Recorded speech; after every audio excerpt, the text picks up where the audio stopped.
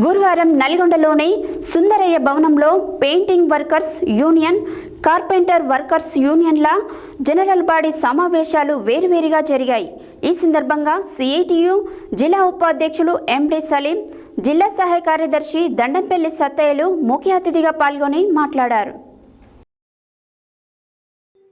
గురువారం నల్గొండలోని సుందరయ్య భవన్లో painting workers union, corporator workers యూనియన్ల జనరల్ బాడీ సమావేశాలు వేరువేరుగా జరిగాయి.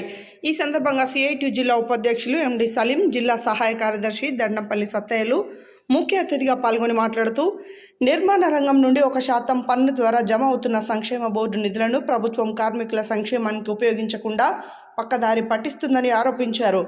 గత ప్రభుత్వం ద్విచక్ర వాహనాలను ఇస్తామని హామీ ఇచ్చి మాట తప్పిందని కాంగ్రెస్ ప్రభుత్వం అర్హులైన భవన నిర్మాణ కార్మికులందరికీ ద్విచక్ర వాహనాలు ఇవ్వాలని డిమాండ్ చేశారు.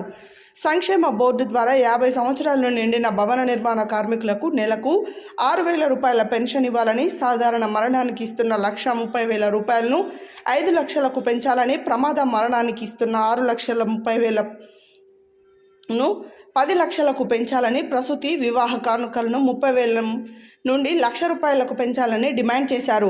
లేబర్ కార్డులో కుటుంబ సభ్యుల చేర్పింపు వేర్వేరుగా జరిగిన ఈ సమావేశాలలో Telangana building and other construction workers union పట్టణ అధ్యక్షులు Salivoju Saidachari, painting workers union పట్టణ అధ్యక్షుడు కత్తుల జగన్, కార్యదర్శి జి రమేష్, కోశాధికారి బైరి నరసింహ, కార్పొరేటర్ యూనియన్ కార్యదర్శి దాసోజు ప్రభుచారి, ఉపాధ్యక్షులు ఆంజనేయులు, సోమయాచారి, శ్రీనివాసాచారి తదితరులు పాల్గొన్నారు.